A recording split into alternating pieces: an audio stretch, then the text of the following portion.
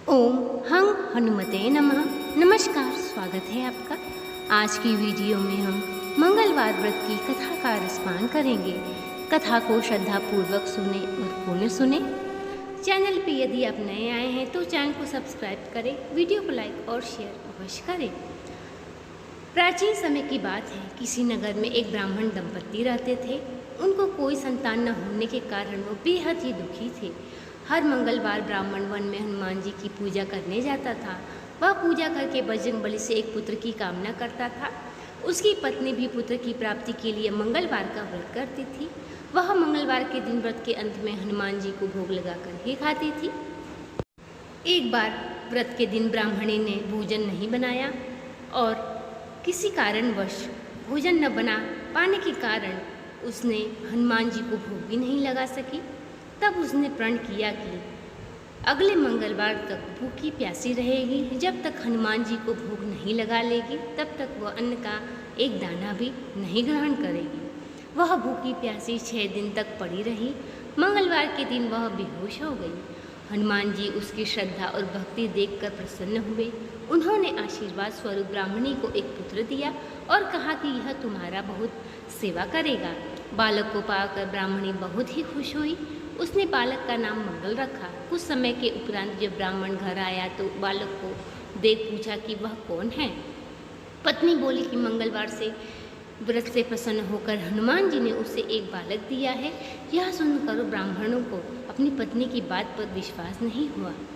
एक दिन ब्राह्मण ने उसके पुत्र को कुएं में ले जाके फेंक दिया और चुपचाप वापस चला आया। जब तक वह घर आया तो आंगन में देखा कि वह बालक खेल रहा है। वह आश्चर्य में पड़ गया।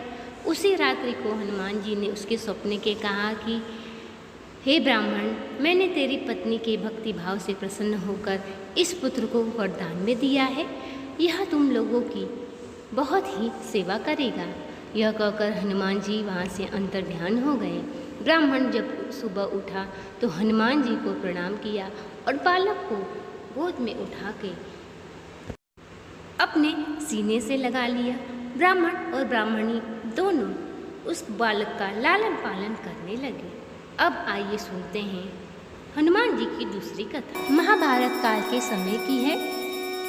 युधिष्ठिर की सभा में सारे नगरवासी विराजमान थे। उसी समय अर्जुन ने भगवान से प्रश्न किया कि हे भगवान, पुत्र प्राप्ति के लिए हमें कौन सा व्रत करना चाहिए जिससे कि हमें पितृ ऋण से और पुनर् नामक नरक से मुक्ति पा सके। इस पर भगवान बोले कि हे अर्जुन, तुमने लोक कल्याण के लिए बहुत ही सुंदर प्रश्न किया है। इस पर भगवान कहने लगे कि प्राचीन समय की बात है। एक नगर में नंद नामक ब्राह्मण रहता था। वह ब्राह्मण बहुत ही धर्मात्मा प्रवृत्ति का था। उसकी पत्नी का नाम सुनंदा था। वो श्रद्धापूर्वक मंगलवार का व्रत रखती थी और विधि पूर्वक पूजन करती थी।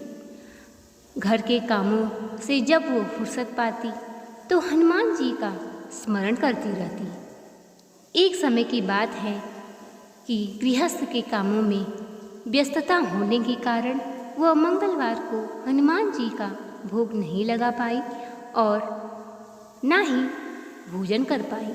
इस पर उसने मन ही मन प्रण लिया कि अब जब अगला मंगलवार आएगा तो मैं हनुमान जी को भोग लगाकर ही खाऊंगी।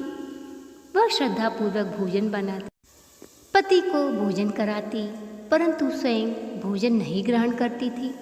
8वें दिन जब मंगलवार आया तो वो बेहोश हो गई और चेत अवस्था में हनुमान जी की मूर्ति के सामने जा गिरी। इस पर हनुमान जी प्रकट हुए और कहने लगे, उठो सुनंदा, मैं तुम्हारी भक्ति से बेहद ही प्रसन्न हूँ। तुम्हारी भक्ति से प्रसन्न होकर मैं तुम्हें एक कन्या का वरदान देता हूँ। कुछ समय के उपरांत तुम्हारे यहाँ एक कन्या जन्म लेगी। वह कन्या अत्यंत ही दुर्लभ होगी। उसके मुख से हमेशा ही सोने की वर्षा होती रहेगी। ये कह के वहाँ से हनुमान जी अंतर्ध्यान ध्यान हो गए। ब्राह्मणी ने जाके अपने पति से सारा वृत्तांत बताया। ब्राह्मण खुश हुआ, परंतु कन्या की बात सुनकर दुखी हुआ। फिर मन में ये विचार करने लगा कि यदि वो सोना देगी तो मैं तो धनी हो जाऊंगा और सुखपूर्वक अपना जीवन व्यतीत करूंगा। कुछ समय के उपरांत उनके यहाँ कन्या ने जन्म लिया। वह कन्या अत्यंत ही दिव्य और दुर्लभ थी। वह जैसे जैसे बढ़ती, जैसे जैसे शुक्ल पक्ष में चंद्रमा छोटा और बड़ा होता। कुछ समय पश्चात उन्होंने अपनी पुत्री का नामकरण करवाया। दिन बीतते रहे, वह 10 वर्ष की हुई। सुनंदा सोचने लगी कि अब पुत्री का विवाह कर देना चाहिए। उसने अपने पति से कहा कि अब अपनी पुत्री का विवाह करवा देना चाहिए। तब नंद ब्राह्मण कहने लगा कि हमारी पुत्री तो अभी बेहद ही छोटी है, अभी उसका विवाह कैसे होगा।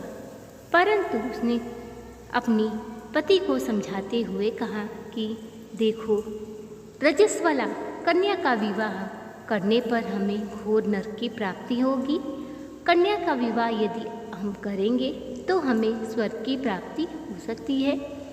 हमारी बेटी अभी बेहद ही छोटी है और वह अभी रजस्वला नहीं है, इस कारण हमें उसका विवाह अभी करना होगा। इस पर नंद ब्राह्मण राजी हो जाता है और अपने कुछ दूत नगर में भेज देता है। नगर में दूत घूमते हैं, उन्हें एक बेहद ही सुंदर और सुशील युवक मिलता है। उस युवक का नाम सुरेश्वर था। उसके साथ उसका कन्या का विवाह तय हो जाता है। अब ब्राह्मण को चिंता सताने लगती है कि उसकी पुत्री यदि चली गई तो उसे सोने का रत्न कैसे प्राप्त होगा। इस पर वो विचार करने लगा, परंतु उसकी स्त्री के कहने पर उसने अपनी पुत्री का विवाह कर दिया और षड्यंत्र रचने लगा कि अपनी पुत्री को अपने पास कैसे रखूं।